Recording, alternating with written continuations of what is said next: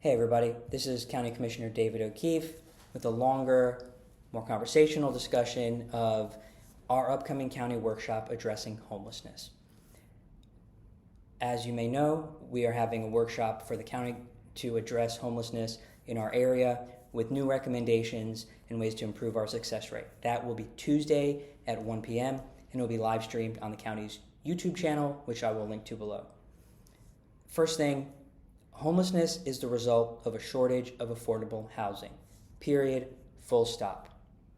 So, separate from these recommendations, I always want to underline we have to increase the stock of affordable housing to long-term fix the impact of people being unsheltered.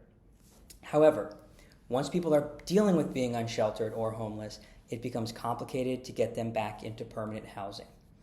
This homelessness crisis is not unique to Leon County. It is a national problem. There are 500,000 unsheltered people in the U.S. each night, and that is more than ever in American history. This crisis truly requires a federal Marshall-style plan level response to truly address it. Absent that effort, Leon County is stepping up in every way possible to put a roof over everyone's head. The strategies recommended in this workshop are meant to follow the Big Bend Continuum of Care's strategic plan and latest guidance from the federal strategic plan to prevent and end homelessness that was issued just in December 2022. So, I'll put a link to the workshop packet and materials in the description if you want to follow along. There are 10 recommendations for the Commission to consider based on input from our fantastic human services staff and the Big Bend Continuum of Care, who is responsible for coordinating and overseeing our area effort to put people in permanent housing. First is to establish a new position of a community engagement liaison at the Continuum of Care. And this person is to communicate and liaison with homeowners, neighborhoods, businesses, and everyone in the community about what homelessness really is and about how we can minimize the impact of on our neighbors and community of people who happen to have to be unsheltered.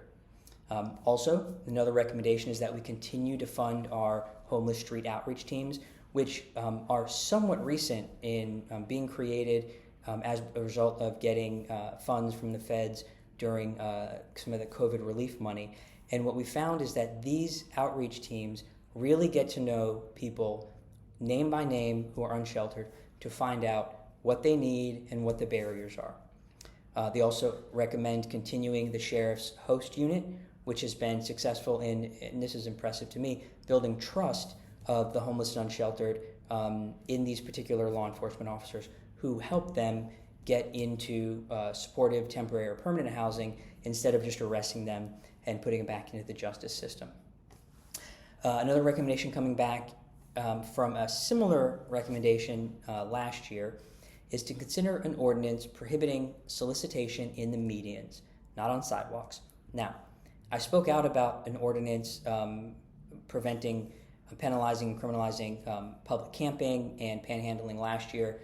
This recommendation is different. This would only, as recommended, only prohibits solicitation in medians, and it applies to any solicitation. Any group, anyone asking for money or something or holding a sign in a median, which is different than prior. Another recommendation is to allocate $500,000 to providers for emergency shelter services. That's new money that's coming from some federal funding. Another recommendation is to consider a dedicated line item in the county budget for emergency shelters. Currently, the Kearney Center and other emergency shelters ask for money every year through our Community Human Services Partnership process, which involves scoring and ranking and some uncertainty each year with how much they may get. They provide a dedicated service that our community needs consistently, and it would help them to have a consistent budget line item that they know this is the amount they're getting every year. Another recommendation is to fund neighborhood capacity building programs with nonprofits. Now, what do those big word acronyms mean? We want to take, let me step back. the Big Bend Continuum of Care, a little surprising to me, but it makes sense now that they explained it, or the staff explained it in my briefing. They do not say we need more emergency shelters. What we need is to improve and increase the number of daytime services for people experiencing homelessness, and to do so partnering with faith organizations and perhaps nonprofits to get unhoused folks from being just stuck hanging around Kearney Center or other areas waiting for it to reopen at night to another part of the community, throughout the community, where different faith-based providers are providing services that they need to help get them on their feet during the day.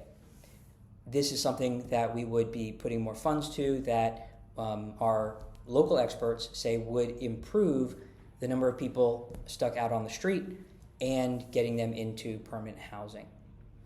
Another policy recommendation is to consider requiring affordable housing developers that are seeking county funds for their housing to set aside a number of units specifically for households exiting homelessness. This would be for affordable housing developers who want our support or our contribution, looking for state-assigned federal tax credits or assistive financing or anything like that. And whenever we talk about a requirement like this, which I think is a fantastic requirement, I ask staff, okay, would this requirement make affordable housing developers say, it's too much of a burden? What they said is no. It could be a small amount of required amounts, and they're still going to get that rent. It just set aside units that when they open up, we have to put people in who are exiting homelessness. And so as long as this recommendation increases the number of affordable units for permanent housing for people exiting homelessness and doesn't reduce the interest of regional affordable housing developers, I think this is a great idea. This is only some small parts of a big problem, as I mentioned, and while I was hoping for a much bigger plan with a lot more money behind it, what I have come to appreciate about this agenda is it says where we are, and it says here's what we think immediately can be put in place to improve, and I think that's important. My hope is that we as a county, as a local government, see the benefit to our community of putting this additional $500,000 in and putting a dedicated budget line item and putting in these policies that the continuum of care backs and says would help reduce homelessness. And when we see it, one, improve our community, reduce panhandling and homelessness, and the financial benefit of lowering emergency services costs, emergency housing costs, any time where reducing the amount of people who might end up in our local detention facility. We are actually, I think, going to earn money back by saving money in those every year, and we'll do more of this effort year after year. I also skipped over something I want to go back to, which was interesting to me and I did not expect. The outreach street team and the continuum of care who know these folks who are unhoused and have over the past few years gotten to know them personally, they have said that it's important for us to communicate to the community that panhandling is different than homelessness, that often panhandlers are not the same unsheltered folks who are looking for permanent housing, and that it's a number of different things. It's in the agenda materials, and I'm sure we'll talk about in the meeting, but it was interesting to me. And so one thing they want to do is they think it would help people understand and help reduce the stigma and help reduce the number of homeless people is to communicate and educate the community that panhandling is different than homelessness and how. I wanted to just make sure I didn't forget that, which was surprising to me, which is why I appreciate staff who does this day in and day out and service providers and experts who do this day in and out to take the time away from their normal duties of serving everybody experiencing homelessness and come up and tell us, here's what we know and here's what we'd like to see improve. I'd like to hear your thoughts on this ahead of the workshop in the comments below or contact our office directly. And again, this workshop will be live streamed on the county's YouTube channel starting at 1 p.m. Eastern Time next Tuesday.